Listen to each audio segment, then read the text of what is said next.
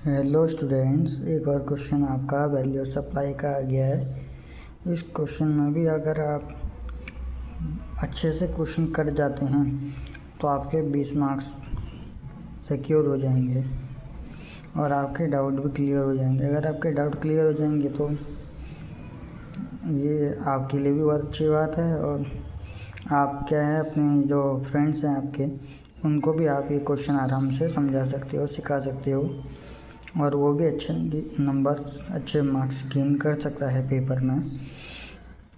तो इस क्वेश्चन में हमें बोला गया है कि मुकेश लिमिटेड बीकानेर में एक ऑथराइज पर्सन है जिन्होंने रजिस्टर किया हुआ है अपने आप को अंडर सेक्शन 10 सबसेक्शन 1 और फेमा 1999। मतलब फेमा आपका होता है फाइनेंस एक्सचेंज मैनेजमेंट एक्ट।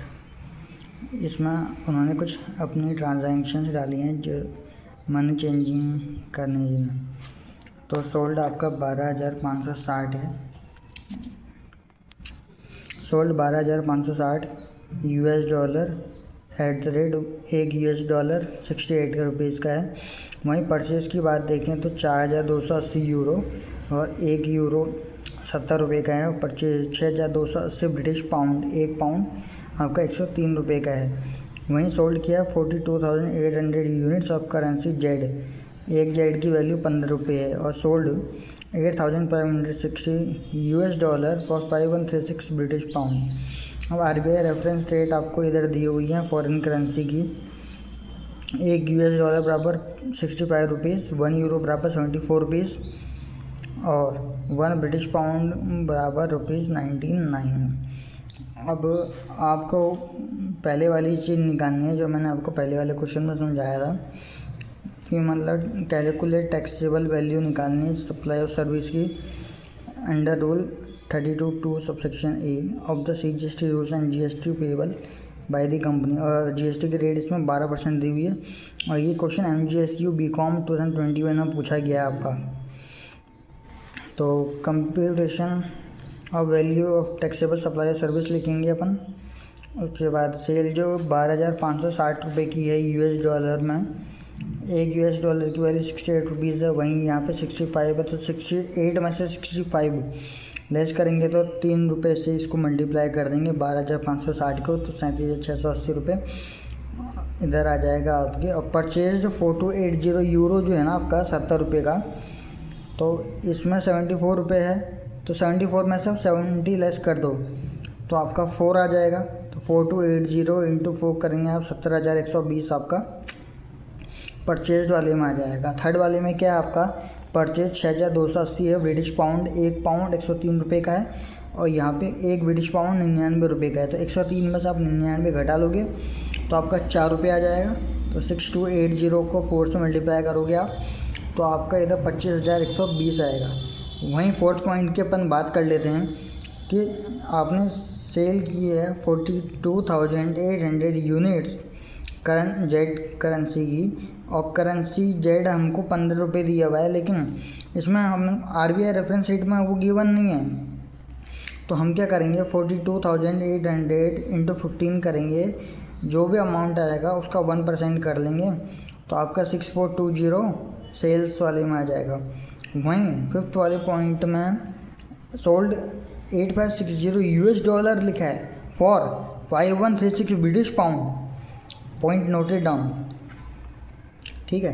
तो 8560 ये यूएस डॉलर का अपना, और एक यूएस डॉलर 65 रुपये का है तो इंटू 65 कर देंगे, जो भी अमाउंट आएगा उसका 1% 5564 कर देंगे। वहीं 5136 ब्रिटिश पाउंड इंटू 99 जो अमाउंट आएगा उसका 1% 5084।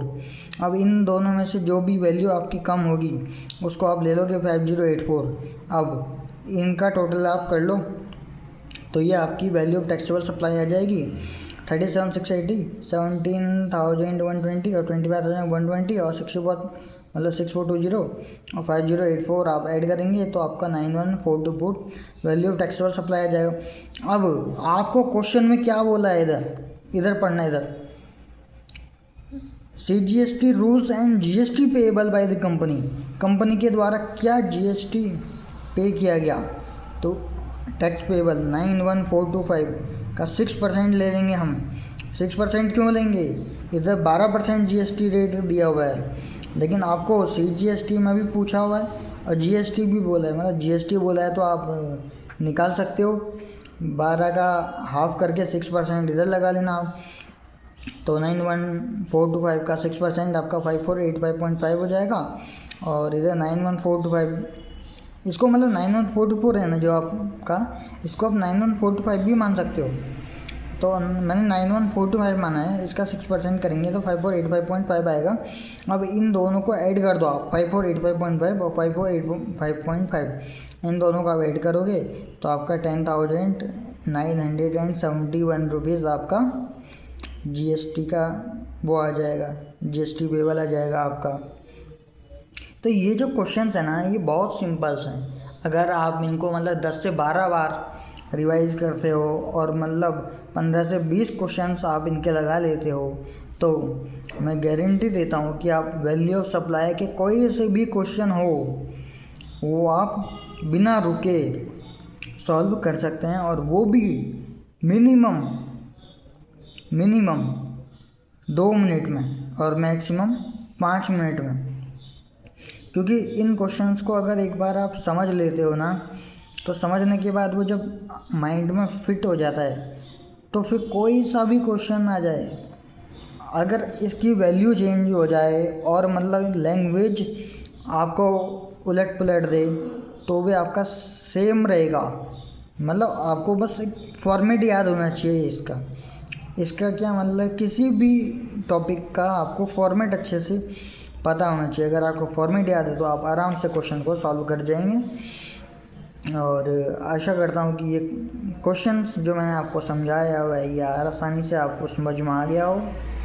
और अगर आपके डाउट क्लियर हुए हों और आपके फ्रेंड्स के डाउट अगर हों तो आप उन्हें वीडियो शेयर करें, या मेरी वीडियो से सीख कर आप उन्हें भी सिखा सकते हैं खुद। तो इससे आपको डबल कॉन्फिडेंस मिलेगा कि मतलब मैं इन क्वेश्चनों को आराम से सॉल्व कर सकता हूँ करके। तो आशा करता हूँ कि आपको मेरी वीडियो पसंद आई होगी, और पसंद आई है तो लाइक शेयर कमेंट सब्सक्राइब अवश्य करिएगा। धन्यवाद।